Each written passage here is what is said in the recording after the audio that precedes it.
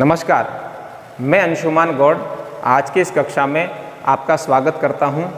आज हम अध्ययन करेंगे कक्षा 9वीं की हिंदी विषय की पाठ्य पुस्तक के पाठ क्रमांक 9 और काव्य खंड के पहले पाठ कबीर उनकी साखी क्रमांक 1 व 2 का। सर्वप्रथम मैं इसका वाचन कर रहा हूं, आप लोग ध्यान से सुनिए। मानसरोवर सुभर जल हंसा केली कराहे, और मुक्ता फल मुक्ता चुगे अब उड़ी अनत न जाहे। प्रेमी ढूंढत मैं फिरो प्रेमी मिले न कोई, और प्रेमी को प्रेमी मिले सब विष अमृत होई। अब हम जानेंगे इसके शब्दार्थ को। पहला शब्द है मानसरोवर। इसका अर्थ है कैलाश पर्वत पर स्थित झील। इस साखी में इसका अर्थ मन से लिया गया है। केली का अर्थ है क्रीड़ा, किंतु यहाँ इस साखी में इसका अर्थ साधना से भी लिया गया है। मुक्ता फल अर्थात मुक्त भाव से। मुक्ता इसका अर्थ मोती होता है, किंतु यहाँ इस साखी में इसका प्रतीकार्थ भक्ति भी है। अनत इसका अर्थ है अन्यत्र, और इस साखी में इसका अर्थ सांसारिक सुख भोगों से भी लगाया गया है। प्रेमी, प्रेमी शब्द के दो अर्थ हैं। इसका अर्थ ईश्वर भी है और इसका अर्थ ईश्वर भक्त या ईश्वर से प्रेम करने वाला भी है। विष इसका अर्थ है दुख और संताप। और अमृत इस साखी में इसका अर्थ है सुख और आनंद। अब हम जानेंगे इसके संदर्भ और प्रसंग को। प्रस्तुत साखियाँ हमारी हिंदी विषय की पाठ्य पुस्तक के अंतर्गत संकलित कबीरदास जी की साखियों से ली गई है।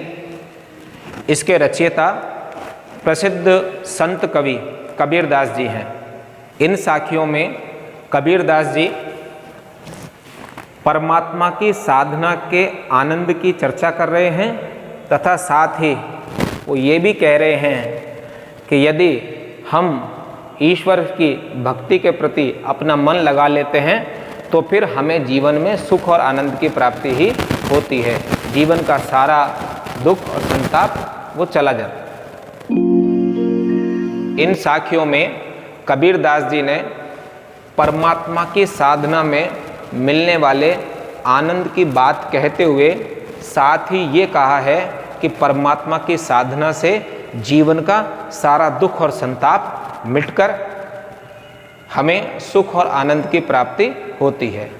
इसी बात की ओर संकेत करते हुए कबीरदास जी का कहना है कि मानसरोवर सुभर जल, कि जिस प्रकार से कैलाश पर्वत पर स्थित मानसरोवर झील जो कि जल से अच्छी तरह पूर्ण रूप से भरी हुई है और उसमें हंस रहकर क्रीड़ा कर रहे हैं, तथा साथ ही वो वहाँ मुक्त भाव से या स्वच्छंद भाव से मुक्ता चुगे मोती का भक्षण कर रहे हैं, मोती चुग रहे हैं। और इस कार्य में उनको इतने अधिक आनंद की प्राप्ति हो रही है, वहाँ उनको उतना सुख मिल रहा है कि वह अब उस स्थान को छोड़कर अन्यत्र उड़कर जाना नहीं चाहते। उनका मन उसी स्थान पर लग गया है। ठीक उसी प्रकार से ईश्वर की भक्ति करने वाला जो ईश्वर भक्त है, उसका मन रूपी जो सरोवर है वो भी भक्ति रूपी जल से पूर्ण रूप से भरा हुआ है। और वहाँ रहकर जो हंस अर्थात उसकी आत्मा है वह साधना रूपी क्रीड़ा कर रही है और सब प्रकार के सांसारिक सुखों से मुक्ति पाकर मुक्त भाव से स्वच्छंद भाव से वह वहाँ पर ईश्वर की भक्ति या साधना रूपी मोती है उसका भक्षण कर रहे हैं, अर्थात ईश्वर की साधना कर रहे हैं। और ईश्वर की साधना में उन्हें इतने अधिक आनंद की प्राप्ति हो रही है कि वे अब परमात्मा की साधना या ईश्वर की साधना को छोड़कर अब पुनः अनंत अर्थात सांसारिक सुखों में लीन होना नहीं चाहते। वह सांसारिक सुखों से पूर्ण रूप से मुक्त हो गए हैं। पूर्ण रूप से मुक्त होकर परमात्मा की साधना में उनका मन लग गया है और परमात्मा की साधना में ही उनको इतने आनंद की प्राप्ति हो रही है कि वे अब परमात्मा की साधना को छोड़कर वो पुनः सांसारिक सुख भोगों में लिप्त होना नहीं चाहते हैं। दूसरी साखी में कबीरदास जी कह रहे हैं कि प्रेमी ढूंढत मैं फिरो, कि मैंने भी प्रेमी अर्थात ईश्वर को ढूंढने का बहुत प्रयास किया, अर्थात मैंने परमात्मा का साक्षात्कार करने का बहुत प्रयास किया, मगर मुझे अभी तक उस प्रेमी अर्थात परमात्मा का साक्षात्कार नहीं हुआ है, वो मुझे मिल नहीं पाए हैं। आगे वो कह रहे हैं कि प्रेमी को प्रेमी मिले, कि जो वास्तव में ईश्वर के प्रति सच्चा प्रेम का भाव मन में रखता है उसी को ही प्रेमी अर्थात ईश्वर की प्राप्ति होती है। और जब ईश्वर की प्राप्ति हो जाती है या परमात्मा का साक्षात्कार हो जाता है तो फिर सारे दुख और संताप समाप्त हो जाते हैं और हमारे जीवन में सुख और आनंद रूपी अमृत ही छा जाता है। अब हम देखेंगे इसकी काव्यगत विशेषताओं को। काव्यगत विशेषताओं में दोनों प्रकार की विशेषताएं बताई जाती हैं, भाव पक्ष की और कला पक्ष की।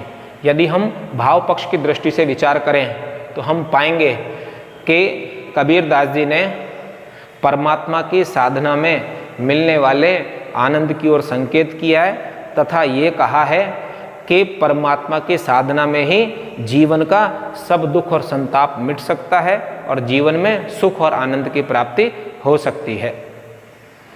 यदि हम कला पक्ष की दृष्टि से इसकी भाषा पर विचार करें तो इन दोनों साखियों की भाषा सदुक्कड़ी अर्थात जन भाषा है, भाषा सरल है, भावानुकूल है, प्रभामयी है और भाषा में लाक्षणिकता का गुण है।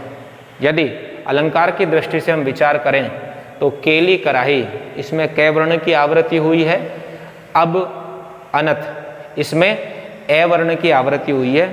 इस प्रकार वर्णों की आवृत्ति होने से इसमें अनुप्रास अलंकार का सौंदर्य विद्यमान है।